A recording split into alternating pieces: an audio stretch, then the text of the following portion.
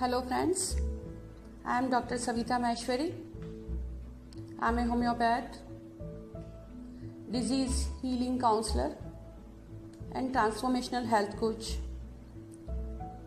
Breast disease के बारे में हम वीडियो में बात कर चुके हैं कि ये किन लोगों को ज़्यादा होता है।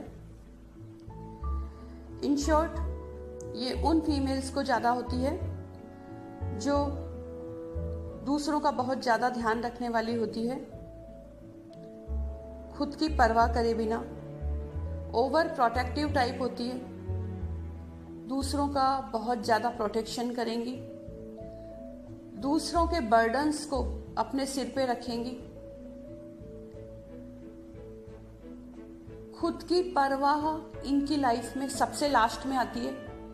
खुद के इमोशंस की परवाह, खुद की भावनाओं की कद्र, खुद की खुशी की परवाह, खुद का ध्यान रखना इनकी लाइफ में सबसे लास्ट में आता है। पहले इनके लिए सारी दुनिया आती है और वो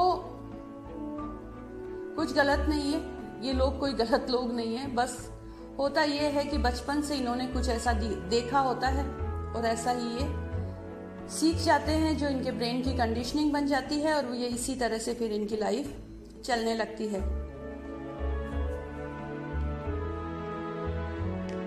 शादी के बाद फीमेल्स की लाइफ में एक बड़ा ज़बरदस्त सा चेंज आता है।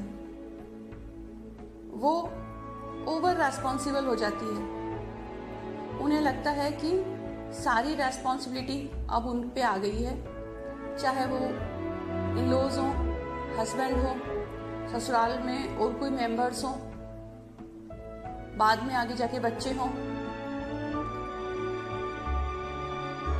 तो वो हाईली रेस्पॉन्सिबल हो जाती है। और इस हाईली रेस्पॉन्सिबल होने के चक्कर में वो खुद को तो भूल ही जाती है। खुद का उनका जो एंटिटी है, वो खुद जो इंसान है, वो तो कहीं खो ही जाता है। हमारा इंडियन कल्चर हमें ये बखूबी सिखाता है कि हमेशा बड़ों की सेवा करनी चाहिए, या फिर हमें ससुराल में जाके फीमेल्स को कैसे बिहेव करना है, हमें किस तरह से सबकी केयर करनी है, हमें सबकी बात सुननी है। आई एग्रीड कि ठीक है, फैमिलीज को मेंटेन करने के लिए, बड़ों की टेक केयर करने के लिए बातें माननी चाहिए, लेकिन मुझे लगता है सबसे पहले फीमेल्स को खुद का ध्यान रखना चाहिए, खुद की टेक केयर करनी चाहिए और उसके बाद सारे परिवार की करनी चाहिए। सबके इमोशंस की डेफिनेटली कद्र करें, लेकिन खुद के इमोशंस की, खुद के दिल की भी सुने। फीमेल्स शादी के बाद पूरे दिल से कोशिश करती है कि वो हर एक बंदे की रेस्पॉन्सिबिलिटीज को फुलफिल करे, हर एक इंसान के लिए, घर के सभी मेंबर्स के लिए काम करे, उनकी सुख सुविधाओं का पूरा ध्यान रखे। और वो इस चक्कर में अपने आप को खोती ही चली जाती है, अपने आप के लिए वो समय ही नहीं निकाल पाती, अपने आप पे ध्यान ही नहीं दे पाती है। और फिर समय आने पर, कुछ समय के बाद, जब उसे 5 साल 10 साल बाद जब बच्चे बॉर्न हो जाते हैं, तो उसको जब खुद को कुछ हेल्थ इश्यूज या खुद को कुछ प्रॉब्लम्स फील होने लगती है, तो फिर ये लगता है कि मेरी फैमिली मेरा सपोर्ट नहीं कर रही है, या फिर मेरा कोई भी ध्यान नहीं रख रहा है। एक्चुअली हमने शुरू से दूसरों को रेस्पॉन्सिबिलिटीज देना उचित समझा ही नहीं, हमने शुरू से हेल्प लेना उचित समझा ही नहीं, हमने शुरू से हेल्प लेनी चाहिए ही नहीं। हम खुद ही सारा करते चले गए। और जब हम ऐसा करते हैं तो फिर एक्सपेक्टेशंस राइज होती है हमारे माइंड में, और उन एक्सपेक्टेशंस के तहत हम सोचते हैं कि जब हमने सामने वाले का इतना किया तो अब सामने वाले को करना चाहिए। क्या ये पॉसिबल है कि पहले तो हम सामने वाले को थोड़ी भी रेस्पॉन्सिबिलिटी ना दें और फिर जब हम ओवरबर्डन्ड हो जाएं तो हम ये सोचें कि अब सामने वाला हमारा ध्यान क्यों नहीं रख रहा। सामने कोई भी ह्यूमन बीइंग दूसरे ह्यूमन बीइंग के अंदर क्या चल रहा है, वो क्या चाहता है, कभी पढ़ ही नहीं सकता। तो ये कैसे पॉसिबल है कि दूसरे आपकी एक्सपेक्टेशंस को पूरा करेंगे। आपका जो काम है वो सबसे पहले अपना ध्यान रखना, खुद से प्यार करना, खुद के इमोशंस की केयर करना, खुद के लिए कुछ समय जरूर निकालना और फिर उसके बाद सारी फैमिली की केयर करना। देखिए, दोनों बातों में कितना डिफरेंस होगा। अगर आप अपने आप को प्यार कर रही हैं, आप अपने आप को समय दे रही हैं, आप अपने आप में कंफर्टेबल हैं, आप अपने आप में हैप्पी हैं, अब आप फैमिली से कैसे पेश आएंगी।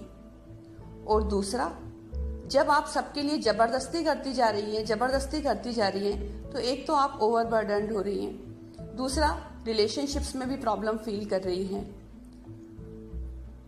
तीसरा आपकी हेल्थ पे भी इफेक्ट्स आ रहे हैं, चौथा आपकी एक्सपेक्टेशंस बढ़ रही है कि लोग आपके लिए काम करें। ऐसा कैसे संभव है। पहले आप अपना ध्यान रखिए, आप खुद की रिस्पेक्ट करिए, आप खुद के लिए रेस्पॉन्सिबल बनिए, तब लोग भी आपकी केयर करेंगे।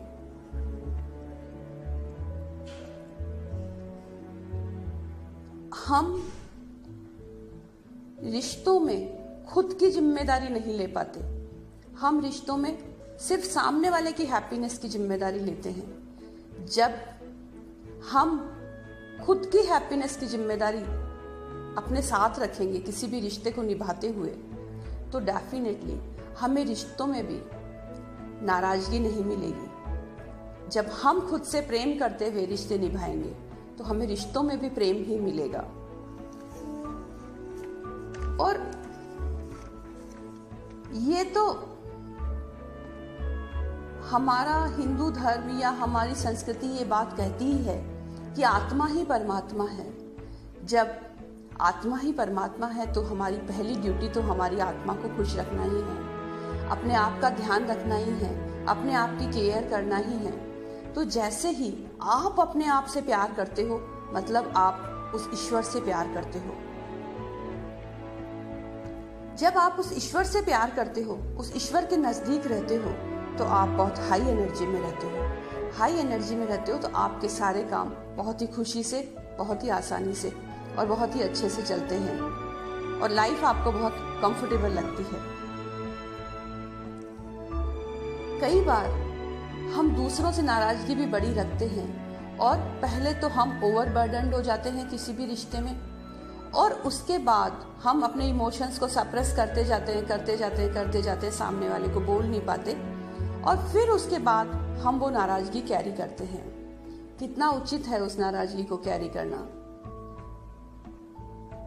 पहली बात तो, जिस तरह से आप एक पार्ट ऑफ गॉड हैं, वैसे ही सामने वाला भी पार्ट ऑफ गॉड ही है, वो भी एक सोल है।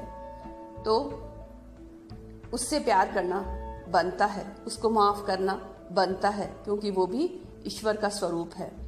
और फिर वो जो चाहता है वो आपको करना है या नहीं करना है, ये आपको डिसाइड करना है। जब आप उसके लिए लगातार किसी के लिए भी नाराजगी अपने दिल में रखेंगे तो ये आपके लिए ज़्यादा नुकसानदायक होगा। और वो क्यों होगा? क्योंकि आप लगातार उस द्वेष की भावना में, उस नाराजगी में, उस एंगर में रहेंगे। आपकी बॉडी में नेगेटिव केमिकल्स सीक्रेशन होंगे, आपको हार्म करेंगे, आपकी हेल्थ डिस्टर्ब होगी। तो माफ़ इसलिए मत करिए कि वो माफ़ी के काबिल है, माफ़ इसलिए करिए क्योंकि आप सुकून चाहते हैं। तो जिन भी लोगों से नाराजगी है उन्हें माफ़ करिए, अपने आप से प्यार करिए। हर रिश्ते में खुद का ध्यान पहले रखिए, खुद के इमोशंस का कद्र करिए, खुद की हैप्पीनेस का ध्यान रखिए, खुद की डाइट, खुद की एक्सरसाइज, हर चीज़ पहले खुद का ध्यान रखिए, फिर फैमिली के लिए काम करिए। इस तरह से करने से ना सिर्फ आप हेल्दी रहेंगे, हैप्पी रहेंगे, बल्कि आपकी फैमिली का सपोर्ट भी आपके लिए ज़्यादा होगा, क्योंकि आप अब सबको हैप्पीनेस और लव से डील करेंगे। Thank you so much.